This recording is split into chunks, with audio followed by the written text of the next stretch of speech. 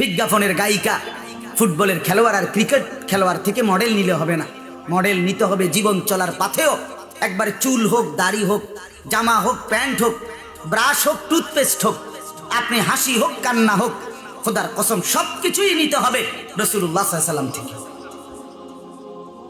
নবী সাল্লাল্লাহু আলাইহি ওয়াসাল্লাম কিভাবে হাঁটছেন সাহাবীরা তাও বলছে, কিভাবে কাঁদছেন তাও বলছে, কিভাবে হাঁটছেন তাও বলছে, কিভাবে দাঁত পরিষ্কার করছেন তাও বলছে, কিভাবে পেশাব পায়খানার প্রয়োজন সারছেন তাও বলছে, কিভাবে রাত্রিবেলা প্রয়োজন সারছেন তাও বলছে, কিভাবে স্বামী স্ত্রী মিলিত হয়েছে তাও বলছেন, কিভাবে ফরজ গোসল করছে তাও বলছেন, কিভাবে পেশাব পায়খানা থেকে পবিত্র হইতে হয় তাও বলছেন, কিভাবে আপনার গোসল ফরজ হলে পবিত্র হতে হয় তাও বলছেন, ঘর চলবে কিভাবে, বাজার চলবে কিভাবে, দেশ চলবে কিভাবে, জাতি চলবে কিভাবে, ঘর চলবে কেমনে, স্ত্রী ছেলে মেয়ে চলবে কিভাবে, সব আল্লাহ তাআলা রাসূলুল্লাহর জিন্দেগীর মাধ্যমে কোরআনুল কারীমের মাধ্যমে বলেছেন কিনা?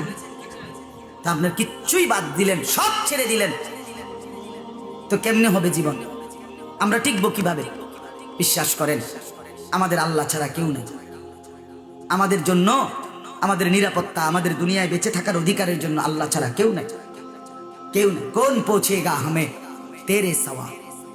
হাকিমুল উম্মত থানভী রাহমাতুল্লাহ আলাইহি বলছেন এটা, আল্লাহ আপনি ছাড়া আমগো খবর নেয় কে, আমগো কথা জিজ্ঞেস করে কে, আমরা কথা জিগায় কে? বলে এজন্য ৪৮ দিনের লাগাতার আক্রমণে ইসরায়েলের ইহুদিরা ২৩ লক্ষ মুসলমানকে বসত ভিটা, একদম বাড়ি ঘর, একটা ভিটা মাটি, একটা ঘর আর মাটির উপরে অক্ষত নাই। এই ৪৮ দিনের লাগাতার আক্রমণ ১৫,০০০-এর চাইতে বেশি নারী, শিশু, অবুজ বাচ্চার রক্তে জমিন ভেসে গেছে। শহীদ, শহীদ মায়ের রক্ত, শহীদ বোনের রক্তে, শহীদ মাসুম বাচ্চার রক্তে আল্লাহর জমিন ভেসে গেছে। হাজার হাজার মুসলিম নারী, শিশু, বৃদ্ধ হাসপাতালের বেডে, চিকিৎসায়, অনাদরে, অবহেলায়, অকাতরে পড়ে গেছে। মুসলমান তার লাশ নিজের জন্মভূমিতে দাফন করার অধিকার পায় না। আমরা নিজের পত্রিকায় দেখছি ফিলিস্তিনের মুসলমানের লাশ কুকুরে টানা হেঁচড়া করতেছে, দাফনের অভাবে পড়ে আছে। আর কত নির্যাতন জুলুম দেখলে, মুসলমানের উপরে আর কত পরিমাণ আঘাত দেখলে আমরা বুঝবো যে আমাদের আল্লাহকে ডাকা দরকার। বলে আমাদের মাদের পর্দা দরকার, আমাদের ছেলেদের সেজদা দরকার, আমাদের বাবাদের হালাল উপার্জন দরকার। কখন বুঝবো আমরা?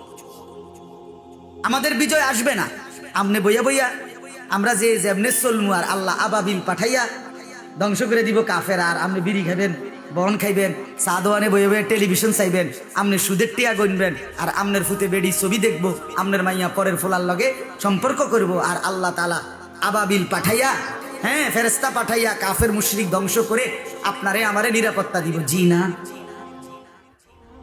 না বন্ধু। কোরআনুল কারীমে আল্লাহ বলছেন ইন তানসুরুল্লাহ, খেয়াল করেন কথাটা, ইন তানসুরুল্লাহ ইয়ানসুরকুম। কোরআনে আছে, আল্লাহ বলেন হে ঈমানদারগণ, তোমরা আমাকে আল্লাহকে সাহায্য করো, আমি তোমাদেরকে সাহায্য করব। তুমি আমার দ্বীনকে সাহায্য করো, আমি তোমার জিন্দেগি নিরাপত্তা দেব। শর্ত হলো তুমিও আগাইতে হবে। আচ্ছা বলেন, আপনারা বলেন, একটা সহজ উদাহরণ বলেন, বদরের যুদ্ধে আমাদের নবী এবং সাহাবীরা বিজয় লাভ করছে না পরাজয় বরণ করছে? কিভাবে? নবীজি সাল্লাল্লাহু আলাইহি সাল্লাম মদিনার থেকে ফু দিয়া, ঠিক না? অবশ্যই ফু দিছে, এনতে মদিনাতে বইয়া কি দিছে? এতে কাফেররা সব হারিয়ে গেছে, এই তো না? নবীজি সাল্লাল্লাহু আলাইহি ওয়াসাল্লাম ময়দানে গেছে কিনা? সাহাবীরা যুদ্ধে দাঁড়াইছে কিনা? যখন ৩১৩ জন সাহাবী, আমরা তাফসিরে পড়ছি, হাদিসে পড়ছি, পড়াইছি, তো নবীজি যখন ৩১৩ জন সাহাবীকে দাঁড় করাইছে ১০০০ কাফেরের মোকাবেলায়, তাকাইয়া দেখে ৩১৩ জন সাহাবীর কাছে তলোয়ার আছে দুইটা, দুইজনের কাছে ঘোড়া আছে ৮টা, এই অস্ত্র আর কিচ্ছু নেই, আর বাকিরা সব খালি হাত দাঁড়াই আছে, এমনি দাঁড়াইছে সিরিয়াল। কাফেরদের প্রত্যেকের হাতে অস্ত্র, লৌহ, বর্ষা, বল্লম, ঢাল, তলোয়ার। আল্লাহ নবী সাল্লাল্লাহু আলাইহি সাল্লাম সাহাবীদেরকে বলছে, বুখারীর রিওয়ায়াত, নবীজি বলছে তোমরা এমনি একটু দাঁড়াও, যেমনি আসো এমনি দাঁড়াও, আমি আসতেছি একটু। এই কথা বলে নবী পিছনের দিকে আসছে, আইসা একটা পাহাড়ের টিলার নিচে সমতল ভূমিতে আল্লাহ নবী সাল্লাল্লাহু আলাইহি সাল্লাম সেজদা দিছে, চোখের পানি ছেড়ে দিছে।